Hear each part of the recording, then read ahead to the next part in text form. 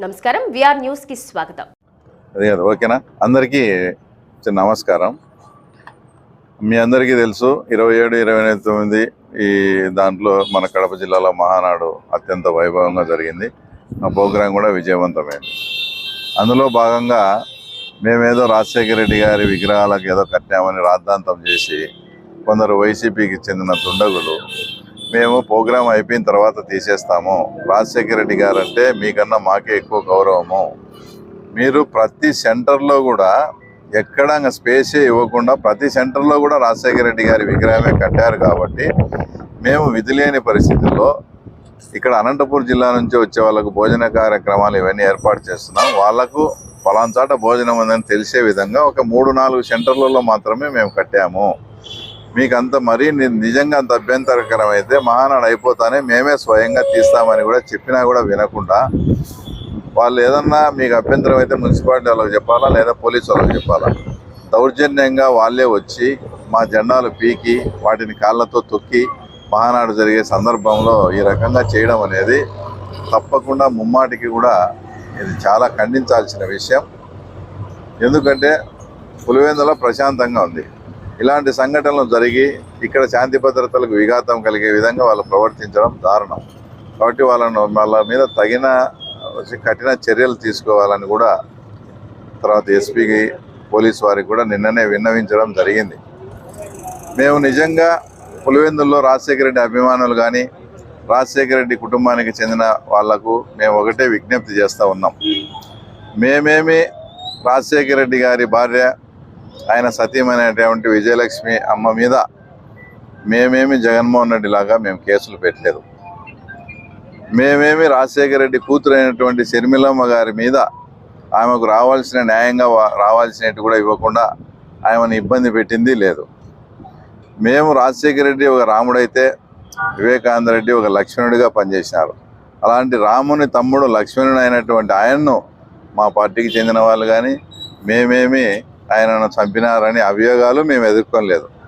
నిజంగా రాజశేఖర రెడ్డి అభిమానులు ఎవరైనా ఉంటే రాజశేఖర రెడ్డి గారి సతీమణికి అవమానం జరిగింది, రాజశేఖర రెడ్డి కూతురికి అన్యాయం జరిగింది, స్వయాన రాజశేఖర రెడ్డి గారి తమ్ముని చంపినారు. ఇలాంటి వాటి మీద మీరు ఆ పనులు చేసిన వాళ్ళ మీద మీరు పోరాడండి, కానీ ఇలా రాజశేఖర రెడ్డి గారిని అడ్డం పెట్టుకుని రాజకీయం చేయొద్దని కూడా మేము వాళ్ళకి హితవు పలుకుతూ, అలాగే అవినాష్ రెడ్డి గారు 2 రోజుల కిందట ఆయన మహానాడులో ఆత్మస్థుతి పరనింద తప్ప ఏమీ లేదని మాట్లాడడం జరిగింది. ఆయనకు ఏమన్నా ఇప్పుడు మహానాడు అనేది మా పార్టీకి సంబంధించిన విషయం. ఆయనకు మా పార్టీలో ఫస్ట్ 2 రోజులు డెలిగేట్స్ మీటింగ్ ఉంటుంది, తర్వాత పబ్లిక్ మీటింగ్ ఉంటుంది. డెలిగేట్స్ మీటింగ్లో మా పార్టీ సంస్థాగతం గురించి మా కార్యకర్తల సంక్షోభం గురించి మాట్లాడతారు. బహిరంగ సభలో మా ప్రాంతానికి ఏం కావాల్సినవి వాటి గురించి మాట్లాడతారు. ఈయన ఆ విషయాలన్నీ కూడా తెలుసుకోకుండా 3వ రోజు ఏం జరుగుతుంది అనకుండా 2 రోజులకే ఆడ ఏంది లేదు ఆత్మస్థుతి పరనింద అది ఇదని వచ్చి మహానాడు గురించి మాట్లాడడం జరిగింది. అంటే ఒక కోయిల తొందరపడి ముందే కూసిందంటారు చూడు, అలాగా. నిన్న ఆయన రాయలసీమ గురించి మాట్లాడుతూ మా చంద్రబాబు నాయుడు స్టీల్ ప్లాంట్ 10 రోజుల్లో స్టార్ట్ చేస్తాం, జిఎన్ఎస్ఎస్ నుంచి కడపకు ఆ తర్వాత 1000 కోట్లు ఖర్చు అయితే అది కూడా ఇస్తాం, గోదావరి పెన్న అనుసంధానం బనకచంద్ర దగ్గర డ్యామ్ 80,000 కోట్లతో చేస్తాం, తర్వాత హిస్టారికల్ ప్లేస్ అయిన గండికోటలో 100 అడుగులతో శ్రీకృష్ణదేవరాయల విగ్రహం పెడతాం, ఆ తర్వాత హార్టికల్చర్ హబ్ చేస్తాం దీన్ని, తర్వాత గ్రీన్ ఎనర్జీ పరంగా ఓర్వకల్ ఇక్కడంతా తర్వాత విద్యుత్ ఉత్పత్తి చేసి ఆ రకంగా చేస్తాం. ఇలాంటి ఎన్నో రకాల రాయలసీమకు సంబంధించిన వరాలు ప్రకటిస్తే అవినాష్ రెడ్డి గారు 3వ రోజు ఏం జరుగుతుందో అనుకోకుండా అవగాహన లోపంతో ఆయన ఏంది లేదు మహానాడు ఆత్మ స్తుతి పరనింద అని మాట్లాడడం ఆయన హుందాతనానికే ఇది పనికిరాదు. వాళ్ళ పార్టీలోనే ఏరే వాళ్ళు అవినాష్ రెడ్డి దేనికి తరం అవుతాడు? ఏదైనా ఇంట్లో బల్బులు ఫ్యాన్లు అందుకు చెడిపోతే స్టూల్ లేకుండా రిపేర్ చేసుకునేదానికి, ఎందుకంటే హైట్ ఉంటాడు కదా దానికి తప్ప అతను దేనికి తరంగాడని వాళ్ళ పార్టీ ఒక ఎక్స్ఎమ్మెల్యే కూడా మాట్లాడడం జరిగింది.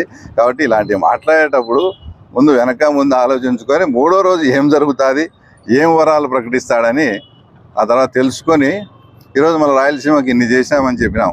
మళ్ళీ వాటి గురించి ఏం సమాధానం చెప్తావు?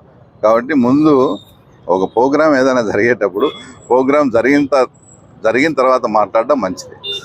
థియేటర్లు మూసివేత తర్వాత కూడా కొంత సమస్య అనేది ఉంది కదా, దాని మీద ఏమైనా ఉందా అసలు? ఇక్కడ ఏ లేదు, బ్రహ్మాండమైన కమిటీ వేస్తున్నాం. ఈరోజు కమిటీ వేస్తాం.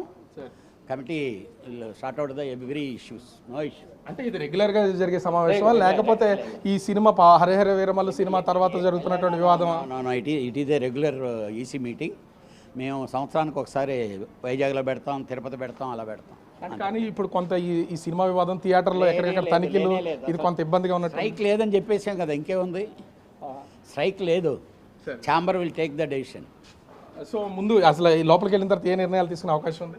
ఏం ఉండదు, regular meeting, regular decisions. So Pawan Kalyan ఏదో కొంత వార్నింగ్ ఇచ్చారు, సీఎం కూడా కలవలేదు వీళ్ళందరూ అనేది. ఆయన వార్నింగ్ ఇవ్వడు, ఆయన వార్నింగ్ ఇస్తే మేము తీసుకోం. అర్థమైందా? ఆయన మాకు చాలా గౌరవం ఇచ్చాడు.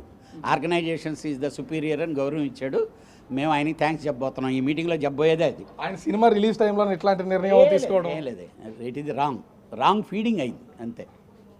సో ప్రొడ్యూసర్ సి కళ్యాణ్ గారు మాట్లాడినటువంటి వాటిని కూడా మనం ఒకసారి వినొచ్చు. అంటే ఇది ఆయన వార్నింగ్ ఇచ్చేది లేదు, ఒకవేళ ఆయన వార్నింగ్ ఇచ్చినా కూడా మేము ఆ వార్నింగ్ని తీసుకునే ప్రసక్తి అయితే లేదు. కాకపోతే మాకు చాలా గౌరవించారు కాబట్టి దానికి థ్యాంక్స్ చెప్పబోతున్నాం. ఈ వివాదానికి ఇక్కడతో తెర దించబోతున్నాం అనే యాంగిల్లో ఆ ప్రొడ్యూసర్ శ్రీ కళ్యాణ్ గారు అయితే చెప్తున్నటువంటిది అయితే ఉంది. మొత్తం ఒక్కొక్కరుగా ప్రస్తుతం ఇక్కడికి చేరుకుంటున్నారు. అదేవిధంగా ముఖ్యంగా చూస్తే నిర్మాతలు, ముఖ్యంగా అదేవిధంగా ఎగ్జిబిటర్లు, డిస్ట్రిబ్యూటర్లు అయితే ఇక్కడికి వస్తున్నారు. కొద్దిసేపట్లో ఈ సమావేశం అయితే ప్రారంభమయ్యే అవకాశం అయితే ఉంది.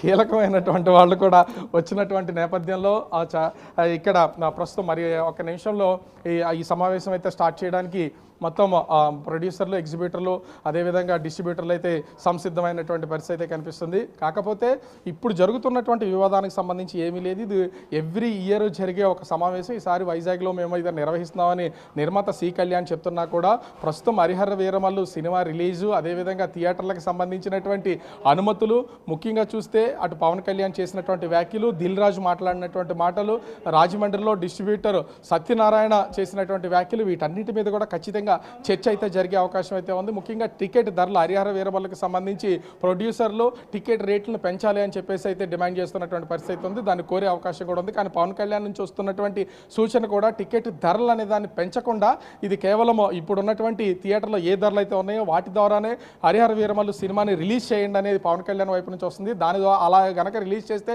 ఖచ్చితంగా అటు డిస్ట్రిబ్యూటర్లకి తీవ్ర స్థాయిలో నష్టం వస్తుందని చెప్తున్నారు. అలా కాకుండా ముఖ్యంగా చూస్తే అటు ఎగ్జిబిటర్స్ కూడా, అంటే ఆ డిస్ట్రిబ్యూటర్లకు ఎగ్జిబిటర్లకు ఉన్నటువంటి చిన్న వివాదం పర్సంటేజీ మొదటి రోజు నుంచే మొదటి వారం అంతా కూడా థియేటర్లు ఫుల్ అవుతాయి కాబట్టి మొదటి రోజు నుంచే 50% పర్సంటేజ్ ఇవ్వాలని ఎగ్జిబిటర్లు డిస్ట్రిబ్యూటర్లు కోరుతున్నటువంటి పరిస్థితి అయితే ఉంది. కానీ మొదటి వారం మాత్రం ఖచ్చితంగా మేము థియేటర్లకి రెంట్లు మాత్రమే పే చేస్తాము, మొదటి వారం తర్వాత నుంచి పర్సంటేజ్ ఇస్తామని అటు డిస్ట్రిబ్యూటర్స్ చెప్తున్నటువంటి పరిస్థితి అయితే ఉంది. మరి ఇప్పుడు మరి కొద్దిసేపట్లో పూర్తి స్థాయి కోరం వచ్చింది కాబట్టి మీటింగ్ అయితే ప్రారంభం అవుతుంది.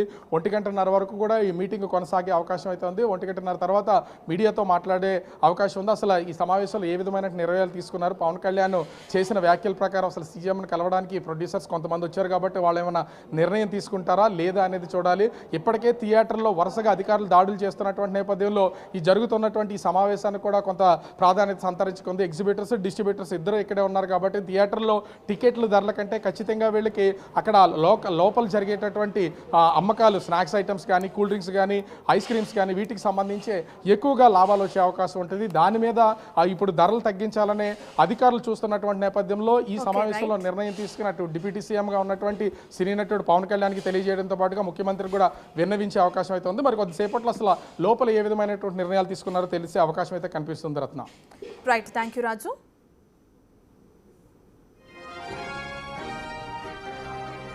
దమ్ముంటే అరెస్టు చేసి చూడండి అన్నట్లుగా వైసీపీ అధినేత జగన్ రెడ్డి సవాలు విసురుతున్నారు. అరెస్ట్ చేస్తే చేసుకోనివ్వండి, ఒక 3 నెలలు జైల్లో ఉండొస్తాం, అంతే కదా, తర్వాత మన తడాకా చూపిస్తామని కూడా జగన్ రెడ్డి పదే చెబుతున్నారు. అరెస్ట్ చేస్తే ఏమవుతుంది? ఏమీ కాదు. మన క్యాడర్ భయపడాల్సిన పని లేదు. మన మీదకొచ్చిన తర్వాత మాత్రం వదిలిపెట్టేది లేదు అంటూ జగన్ రెడ్డి వదిలే డైలాగ్స్ కు టీడీపీ పెద్దగా సమాధానం చెప్పడం లేదు. వాళ్లను వీళ్లను అరెస్ట్ చేయడం కంటే నేరుగా జగన్ రెడ్డినే లోపలేయాలని టీడీపీలో ఒక వర్గం వాదిస్తూనే ఉంది. 6-7 నెలలుగా ఆ వర్గం రగిలిపోతున్న మాట కూడా వాస్తవం. ఇంకెన్నాళ్ళీ నిరీక్షణ? జగన్ రెడ్డిని జైలుకు తీసుకెళ్తున్న సన్నివేశాలు మన కళ్ళతో మనం చూడొద్దా అని ప్రశ్నించే వాళ్ళు ఉన్నారు.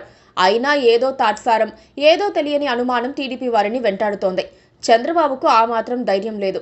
జగన్ రెడ్డి తనను లాక్కుపోయినట్లుగా చంద్రబాబు ఆయన్ను ఈడ్చుకెళ్లటం లేదు అని టీడీపీ సోషల్ మీడియా అరిచి సోషల్ వచ్చి సొమ్మసిల్లిపోయింది. దాంతో ఇటీవలి కాలంలో చంద్రబాబు నాయుడు ఆ దిశగా ఆలోచిస్తున్నారని సమాచారం. జగన్ రెడ్డిని అరెస్ట్ చేస్తే సంభవించే పరిణామాలను కూడా చంద్రన్న బేరుజు వేసుకున్నారు. కొన్ని సామాజిక వర్గాలు టీడీపీకి పూర్తిగా దూరం అవుతాయా అన్న కోణంలో కూడా చంద్రబాబు ఆలోచించారట. ఏదైతే అది అయ్యిందిలే, అరెస్ట్ చేసి చూద్దామని డిసైడ్ అయ్యారు. అయితే కూటమి ధర్మంగా కేంద్రంలో ఎన్డీఏకు నాయకత్వం వహిస్తున్న బీజేపీకి ఒక మాట చెబుదామని ప్రయత్నించారు.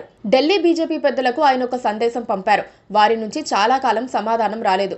ఇటీవల చంద్రబాబు ఢిల్లీ వెళ్లినప్పుడు అమిత్ షా దగ్గర ఈ అంశం ప్రస్తావనకు వచ్చింది. చంద్రబాబు దూకుడుకు అమిత్ షా బ్రేకులు వేసినట్లుగా అంతర్గతంగా వినిపిస్తోన్న మాట. ఇప్పుడు కాదు, కొన్ని రోజులు ఆగుదామని చెప్పిన అమిత్ షా అందుకు కారణాలు కూడా వివరించారట. ఆంధ్రప్రదేశ్ బీజేపీలో 2 వర్గాలున్నాయి. ఒకటి కూటమికి ఫుల్ సపోర్ట్, మరొకటి వైసీపీకి పరోక్షంగా మద్దతిచ్చే టీం. జగన్ రెడ్డికి ఇటీవలి కాలంలో పాజిటివ్ ఇమేజ్ వచ్చిందని రెండో టీం బీజేపీ అధిష్టానానికి రిపోర్ట్ ఇచ్చినట్లు తెలుస్తోంది. ఆ రిపోర్టును తమదైన శైలిలో బీజేపీ పెద్దలు క్రాస్ చెక్ చేసుకున్నారు. మొత్తంగా కాకపోయినా కొంతైనా నిజముందని నిర్ధారణకు వచ్చారు. ఏపీలో కూటమి ప్రభుత్వం ప్రకటనలు అమోఘం, పనులు శూన్యం అన్నట్లుగా తయారైందని కూడా బీజేపీ అనుమానిస్తోంది. జనానికి కావలసిన పనులు చేయటంలో విఫలం కావటంతో టీడీపీ కంటే వైసీపీ పాలనే బెటర్ అన్న టాక్ వస్తోందని చెప్పుకుంటున్నారు. ముందు ఆ టాక్ జనంలో స్థిరపడకుండా అడ్డుకోవాలని, తర్వాత జగన్ రెడ్డి అరెస్టు గురించి ఆలోచించాలని బీజేపీ పెద్దలు చంద్రబాబుకు సూచించినట్లు సమాచారం. సూపర్ 6 హామీలను ఆగస్టు 15 లోపు అమలు చేస్తామని చంద్రబాబు ప్రకటిస్తున్నారు. ముందు ఆ పని చేస్తే ఏపీ జనంలో కూటమికి మంచి పేరు వస్తుందని బీజేపీ అంటోంది. అదే టైంలో ప్రస్తుతం జగన్ రెడ్డి పరివారం వరుస అరెస్టులు కొనసాగుతున్నాయి. వారిచ్చే వాంగ్మూలం ఆధారంగా జగన్ను ఫుల్గా ఫిక్స్ చేయాలని బీజేపీ లెక్కలేస్తోంది. అప్పుడు జగన్ను అరెస్ట్ చేసినా సింపతి రాకుండా అడ్డుకోవచ్చన్నది బీజేపీ వ్యూహం. అప్పటిదాకా ఆగాలని చంద్రబాబుకు బీజేపీ పెద్దలు నూరిపోస్తున్నారట. మరి టీడీపీకి అంత సహనం ఉందా? VR News updates. Keep watching VR News.